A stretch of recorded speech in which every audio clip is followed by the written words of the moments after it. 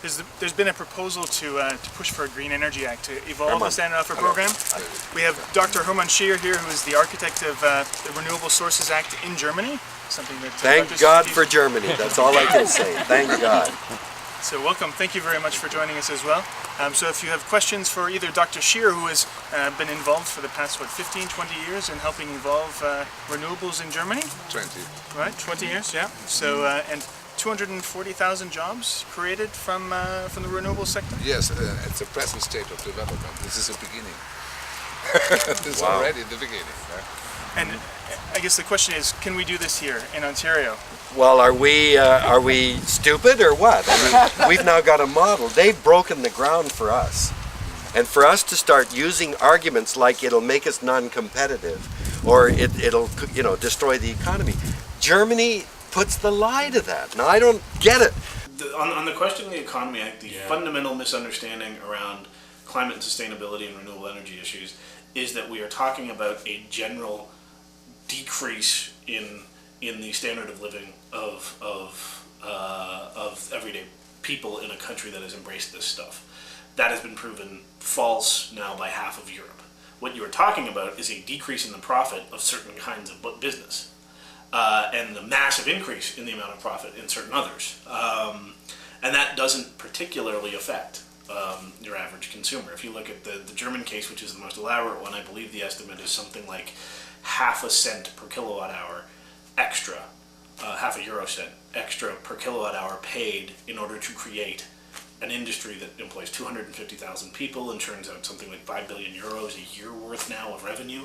And as far as I understand, there aren't many German consumers who are complaining. And they're excellently positioned now, a not very sunny, not very windy country, to be a global leader for decades to come in solar and wind energy. And there's really nothing but opportunity. I spent a bit of time in my discussion talking about the great advantage of our species over other species was the ability to look ahead and to learn from our mistakes. We've got Germany now to show us. We didn't have to break new ground. We let Germany and Sweden and other countries do it. But if we don't learn from that, then we are making a fundamental mistake. The thing about Germany is they don't have anything like the resources we have in Ontario. Yeah. It's humiliating to see what we're doing compared to Germany. Yeah. You are doing with so much less and yet leading the world. It's shameful to us.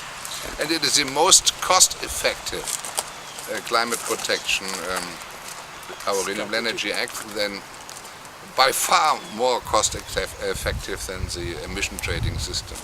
By far more. That means we wouldn't need that. Now, do you pay a carbon tax in Germany?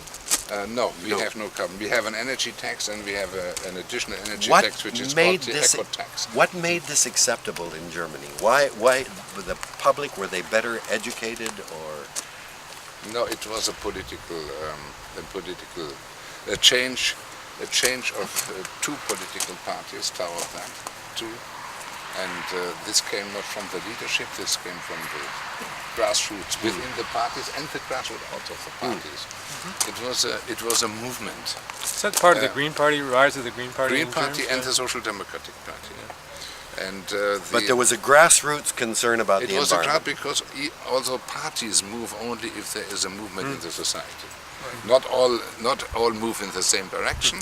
This depends which values are represented in the parties, which values the members have there, and this is different.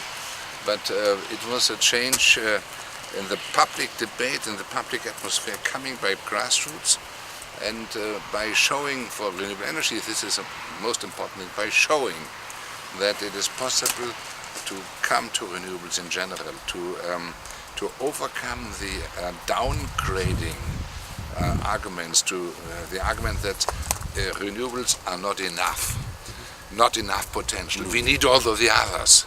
This is the main justification. That's what we This hear is the all main the time. and because with main justification, they legitimate new coal power stations, new nuclear power stations. But this is the energy lie.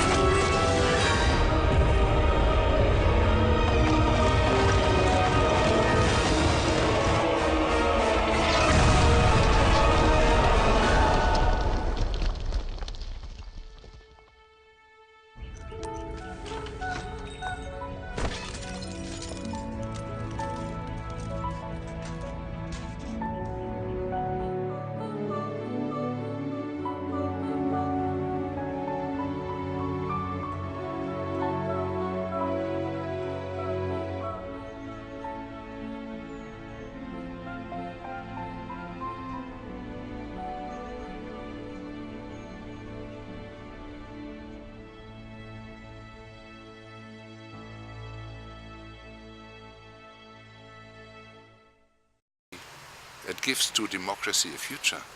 Because a state who is totally dependent in the lifeblood for all things, for civilization, for economy, this is energy. Without energy, nothing works. A development in which governments become totally dependent, the whole society, from an energy supplier, has nothing to do anymore with democracy, because the future of such a country is not anymore in the hand of their own democratic institutions. And this is the present situation.